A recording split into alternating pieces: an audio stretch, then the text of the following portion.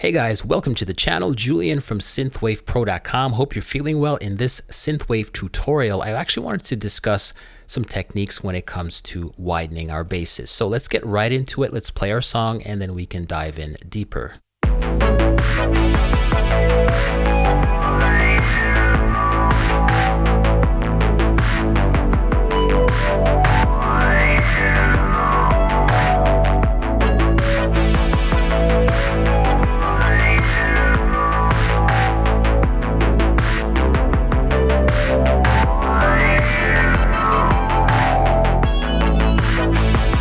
All right, you get the picture. It's a nice synthwave, spacey kind of vibe type thing we have going on here. But let's turn our attention to our top bass and our sub bass. So this bass line here, or bass instrument, is basically made up of two basses. This is the top. All right, so we get that gated sound. We have LFO1 acting on our filter here. And this is our sub. This is purely mono.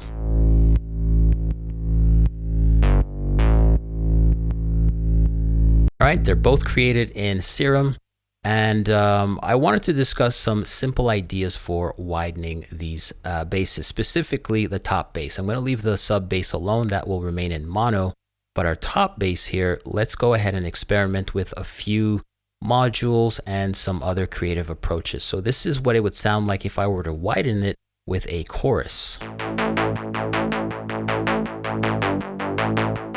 which isn't bad. All right, let's play it with our sub bass.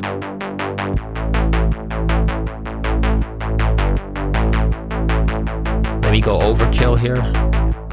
Way too much. Let's play it in context.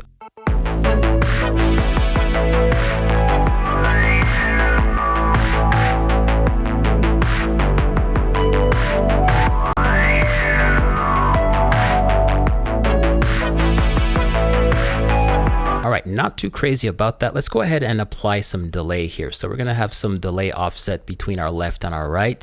So on the left channel, I have it coming in at 1 millisecond. And as for the right, I'm just gonna go ahead and bump this up to, let's say about 20 something, 30 milliseconds. And let's hear what this sounds like.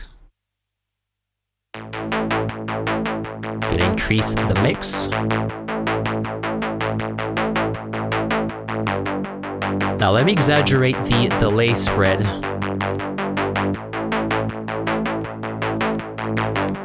Okay, way too much.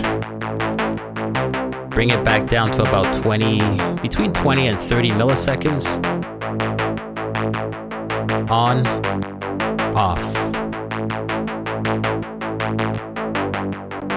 All right, let's play it with our sub.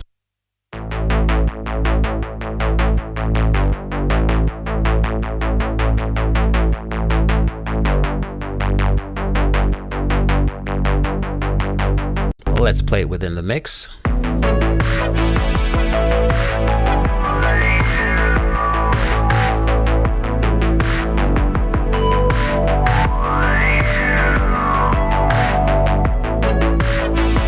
Okay, so both of these approaches aren't bad at all, but I think I'd rather use an LFO. So let's go ahead and disable this delay here. And let's move on over to the front pane here. I'm going to focus on LFO2. LFO1, as we had discussed previously, is tethered to our filter cutoff. But LFO2, what I'm going to do is grab it and tether it to the oscillator B's pan pot here. I'm going to click on the option shift. Now we have it set to bidirectionality, meaning that it will toggle from left to right. So let's go ahead and solo this top bass and crank this up. That to me sounds a lot more exciting than the chorus or the delay module. Okay, so I'm not going to set this LFO to the oscillator A nor the sub. So let's go ahead and just play oscillator B. And this is what is going on.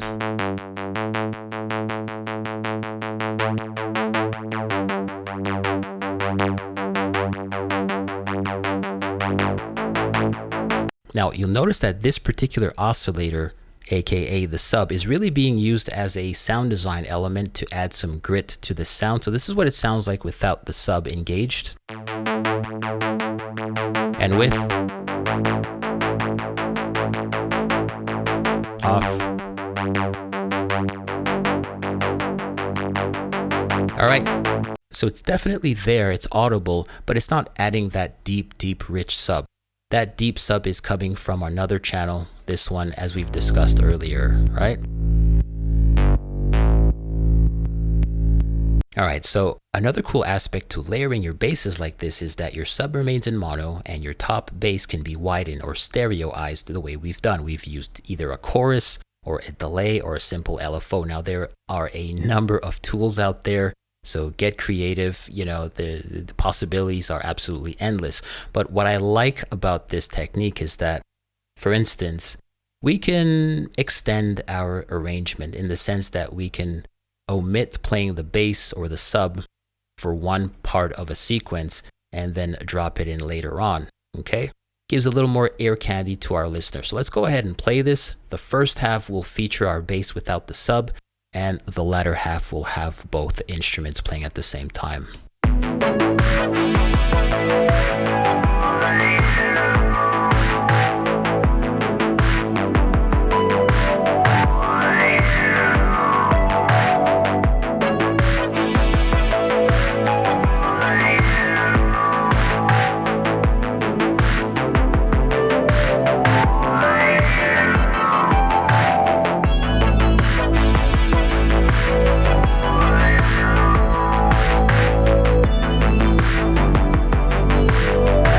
All right, so I really like that trick. I like the idea of breaking up the bass so that we can use them as elements that we can slide in and out of our mix. A really simple technique, but I think it's pretty effective when it comes to building out a 2 or a 3 minute song. All right, guys, that's it for this tutorial. If you found this remotely helpful, please consider giving me a like. And if you haven't done so already, subscribe to the channel. That way you don't miss out on any tutorials, as I drop them pretty frequently here on the Synthwave Pro YouTube channel. Go ahead and click that bell notification button.